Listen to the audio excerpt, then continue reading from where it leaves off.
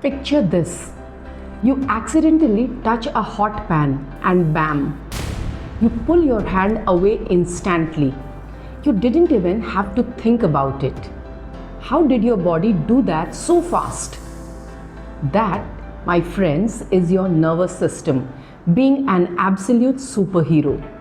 In this video, we are going to cover the entire nervous system chapter in one shot. From neurons to the brain to reflex actions, I'll give you everything you need to score full marks. Let's dive in. So why do we even need a nervous system? Think of it as the ultimate CEO of your body. It controls and coordinates absolutely everything you do. It helps you respond to the outside world like heat, light, or that annoying mosquito buzzing by your ear. And it keeps things balanced inside, so you don't literally overheat when you are stressed out about exams. Like our hot pan example, you touch it, you get an immediate response, and that is all thanks to your nervous system. Now let's zoom in. The VIP of this system is the neuron. It is the basic structural and functional unit of your nervous system. Imagine a neuron like a microscopic, weird-looking tree. First, we have the dendrites. These look like tree branches, and their job is to catch or receive the messages. Then, the message goes to the cell body, also called the cyton, which holds the nucleus, the brain of the cell. Finally, the message shoots down a long tail called the axon. Oh, and to make sure the signal travels super fast, the axon is wrapped in a little fatty jacket called the myelin sheath. Now, not all neurons do the same job. We have a three-person relay team here. Number 1, the sensory neuron. This guy carries the message from your sense organs straight to your central nervous system. Number 2, the motor neuron. This one brings the reply back from your brain to your muscles, basically saying, "Hey muscles, move."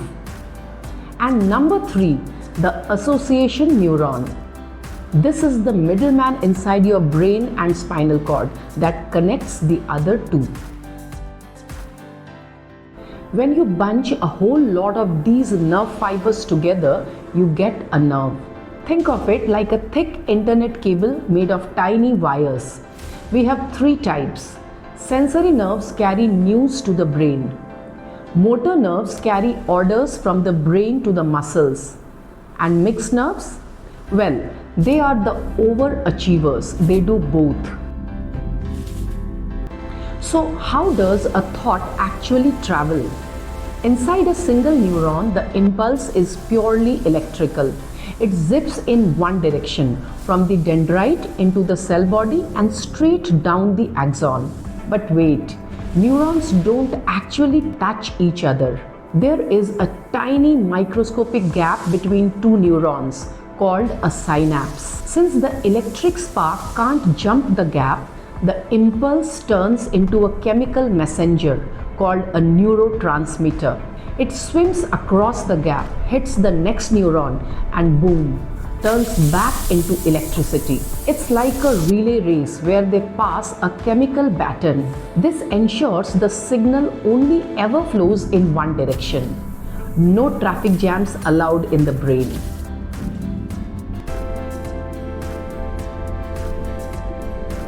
Let's map out the whole system.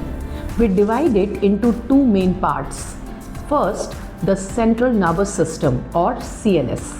This is your brain and your spinal cord, the absolute bosses of the body. Second is the peripheral nervous system or PNS. These are all the nerves branching out from the center to the rest of your body.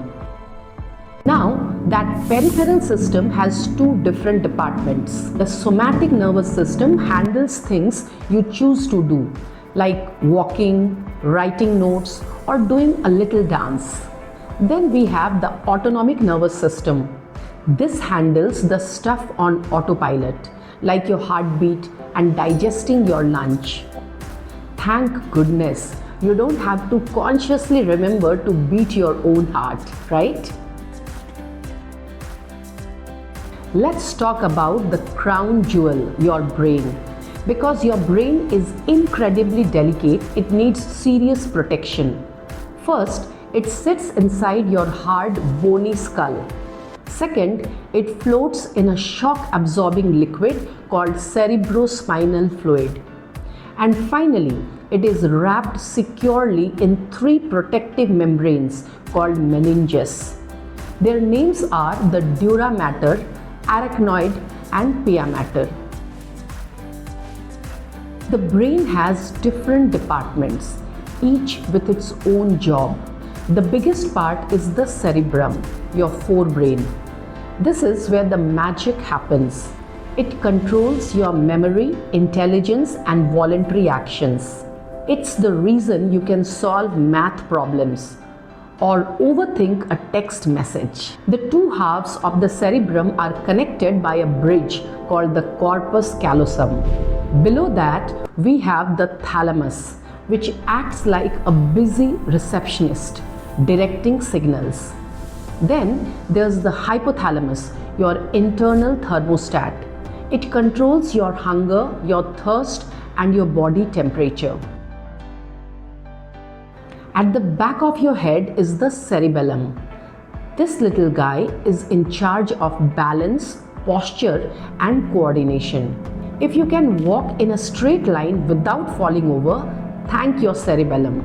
Finally, the medulla oblongata at the base controls the absolute essentials like breathing and your heartbeat.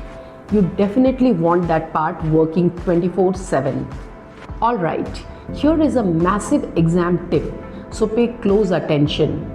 Your brain and spinal cord are made of white and grey matter, but their arrangement is flipped. In the brain, the grey matter is on the outside and the white matter is on the inside. But in the spinal cord, it's the exact opposite. The white matter is on the outside and the grey matter is inside. Write that down because examiners love to ask this question. Now, what's the difference between voluntary and involuntary actions? Simple. Voluntary means you are in the driver's seat, like choosing to pick up a pen and write. Involuntary means it is completely automatic, like your heart beating. But there is a very special, super fast type of involuntary action called a reflex action. This is a quick, automatic response to danger without even asking the brain for permission, like pulling your hand away from that hot pan we talked about earlier. Let's look at the pathway of a reflex, known as the reflex arc. The receptor on your skin feels the heat. The sensory neuron rushes that signal straight to the spinal cord. The spinal cord says danger and instantly sends a command back through the motor neuron to your muscle, the effector, telling you to pull away. It bypasses the thinking brain entirely to save precious time.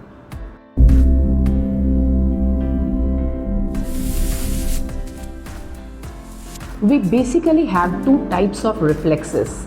Natural reflexes are things you are born with, like blinking when dust hits your eye. Conditioned reflexes are learned through experience, like automatically sitting down at your desk when the clock strikes your study time. Okay, maybe that one takes a bit more practice to learn. And just like that, you have mastered the nervous system. If you followed along and understood this, you are already miles ahead of most students. To lock in those full marks, practice drawing your diagrams, memorize those keywords, and remember the steps of the reflex arc. You have got this. If you found this helpful, hit that subscribe button for more simple, fun biology explanations. Keep studying and I will see you in the next video.